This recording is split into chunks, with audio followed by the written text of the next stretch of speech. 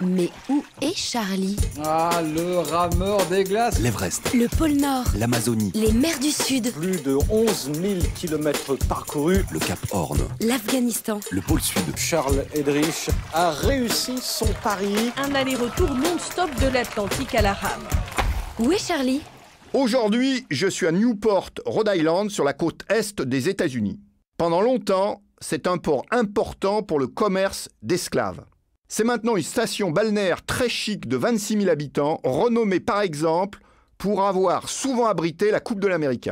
Je suis passé là-bas en mai 2003 pour prendre en main un voilier de course, un monocoque de 18 mètres que j'ai loué 2 ans pour me préparer et courir le Vendée Globe.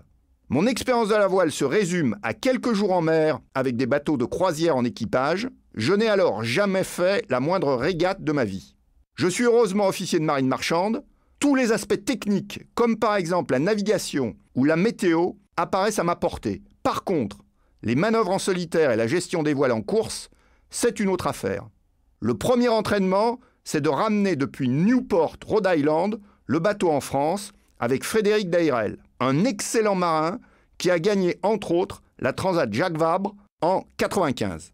Nous partons avec du très mauvais temps. Nous avons le mal de mer tous les deux. Il reste cependant opérationnel. 1 jour passe, 2 jours passent. Il ne ferme pas l'œil, même 5 minutes. C'est maintenant la 3e journée. Trop novice sur ce bateau compliqué, je ne suis pas d'une très grande aide. J'observe. À le voir, je me pose sérieusement des questions sur mon avenir en solitaire. Les marins ont peut-être développé la capacité de ne jamais dormir. Je suis dans le rouge, exténué par le manque de sommeil. De le voir finalement s'écrouler 2 heures a presque été un soulagement. Lui aussi avait besoin de récupérer. Sa gestion du manque de sommeil est très efficace et différente de la mienne. Pour lui, 2 heures d'une traite, très rarement. Pour moi, des micro-sommeils de 5 minutes régulièrement. Après quelques jours de jeûne, le mal de mer finit par passer et je suis gagné par un appétit féroce. Dans la nuit, à la frontale, affamé, je dévore le pain acheté à Rhode Island. Résultat, le mal de mer est suivi d'une sérieuse intoxication alimentaire. Le pain était couvert de champignons verdâtres, complètement moisis. 2 mois après, avec Frédéric Dairel, nous courons en équipage le tour des îles Britanniques. Et nous battrons le record de la traversée de la Manche d'Ouvre-Calais en 1 heure 18 minutes.